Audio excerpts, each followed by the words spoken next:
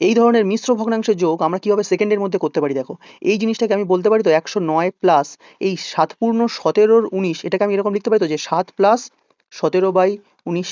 তাহলে দেখো 109 আর 7 যদি যোগ করি, 9 7 16, মানে এটা কত হলো 116 প্লাস 116 প্লাস 17/19। তাহলে এটাকে আমি লিখতে পারি তো যে 116 পূর্ণ 17/19। দেখো সেকেন্ডের মধ্যে তুমি উত্তর বের করতে পারবে। যদি বুঝতে পারো তাহলে এটা আমার উত্তর কি হবে কমেন্ট করে জানাও। এই ধরনের মিশ্র ভগ্নাংশের বিয়োগগুলো আমরা সেকেন্ডের মধ্যে কি করে করবো দেখো। এখানে আমার 239 থেকে 7-এর থেকে একটু বড় ভ্যালু বাদ দিতে বলছে, তাহলে আমি 7 না বাদ দিয়ে 8 বাদ দেবো। তাহলে কত হবে 239 থেকে যদি আমি 8 বাদ দিই তাহলে পড়ে থাকে আমার হাতে যে 231। এবারে পূর্ণতে আমি লিখবো, নিচে যেটা থাকে সেটা লিখবো, আর উপরে লিখবো এদের ডিফারেন্সটা। 19 আর 5-এর ডিফারেন্স কত 14।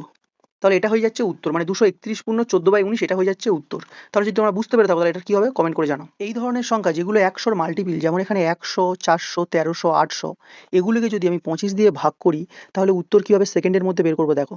25 4 দিয়ে যদি আমি কাটি, 4 25 100, মানে এটার উত্তর তো 4 হয়। কিন্তু তুমি দেখো এই 400টাকে তুমি এইভাবে লিখতে পারো না যে 4 ইন্টু 100 ডিভাইডেড বাই 25। তাহলে এই 25কে তুমি যদি 100 দিয়ে কাটো তাহলে কত হবে 4, আর 4 চেড়ে 16। তার মানে আমি বলতে চাইছি যে 25 কেটে দুটো শূন্য কেটে আমি 4 লিখবো, আর শুরুতে যে থাকবে সেটাকে জাস্ট গুণ করে দেবো। তাহলে 4 চেড়ে 16 হলো। তুমি যদি এটাকে অ্যাপ্লাই করো দেখো, 25 দুটো শূন্য কেটে 4 লিখলাম, 4 13 52 হবে উত্তর। তাহলে তুমি বলো এটার উত্তর কি হবে।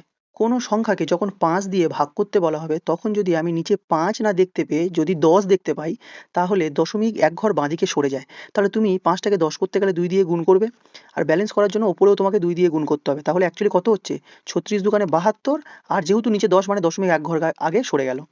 তাহলে দেখো এটা তাহলে কত হবে না, তুমি জানো যে 72 দুগুণে 144 আর নিচে থাকবে 10, তার মানে এটার উত্তর কত হবে 14.4। তাহলে যদি তুমি শিখতে পারো তাহলে বলো যে এটার উত্তর কি হবে। কোনো সংখ্যাকে যখন আমাকে 5 দিয়ে গুণ করতে বলা হবে তখন যদি 5টাকে আমি 5 না দেখতে পেয়ে যদি 10/2 আকারে দেখি, তার মানে সেই সংখ্যাটাকে আমি অর্ধেক করে পাশে একটা শূন্য যোগ করে দিতে পারি। তাহলে তুমি এটা কাটাকাটি করলে কত হবে 18। 18 ইন্টু 10 মানে কি জাস্ট 18-র পাশে একটা শূন্য বসে যাওয়া, আর 36কে 2 দিয়ে ভাগ করা মানে কি অর্ধেক করা। তাহলে এটার উত্তর কত হলো 180। এই নিয়মটা যদি এখানে লাগাও তাহলে এটা কত হবে, এটার অর্ধেক কত হবে 28, আর একটা শূন্য বসে যাবে। যদি বুঝতে পারো তাহলে এটার কি হবে কমেন্ট করে বলো। যখন কোনো সংখ্যাকে 25 দিয়ে ভাগ করতে বলবে তখন আমি যদি নিচে 25 না দেখতে পেয়ে যদি 100 দেখতে পাই তাহলে জানি দশমিক দু ঘর আগে সরে আসবে। তাহলে 25কে 100 করতে গেলে 4 দিয়ে গুণ করতে হবে, নিচে 4 দিয়ে গুণ করেছি মানে আমাকে উপরেও 4 দিয়ে গুণ করতে হবে।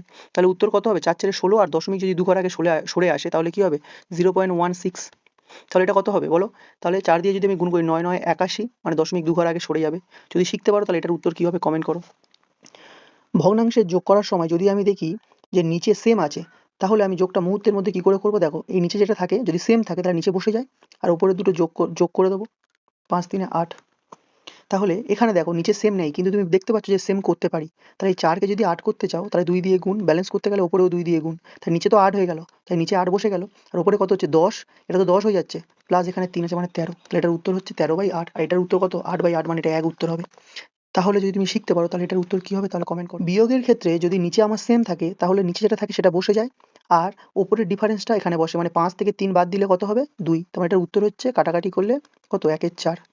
সেম ভাবে যদি নিচে সেম থাকে তাহলে বিয়োগটা আমি বিয়োগের মতোই করবো, কিন্তু নিচে এখানে সেম নেই তাহলে কি করবো, সেম করতে গেলে 2 দিয়ে গুণ, মানে এখানেও 2 দিয়ে গুণ, ব্যালেন্স করতে গেলে তাহলে উপরে হয়ে গেল 10, নিচে তো 8। তাহলে 8 যদি সেম হয়ে যায় তাহলে নিচে আমি 8 বসিয়ে দিলাম, আর এটা কত হচ্ছে 10 থেকে 3 বাদ দিলে কত হয় 7, মানে এটার উত্তর হচ্ছে এটা। যদি শিখতে পারো তাহলে এটার উত্তর কি হবে কমেন্ট করে বলো। এরকম সুন্দর সুন্দর ট্রিক্স শিখতে গেলে আমাদেরকে সাবস্ক্রাইব ফলো করে রাখো এবং অবশ্যই করে লাইক করে দিও।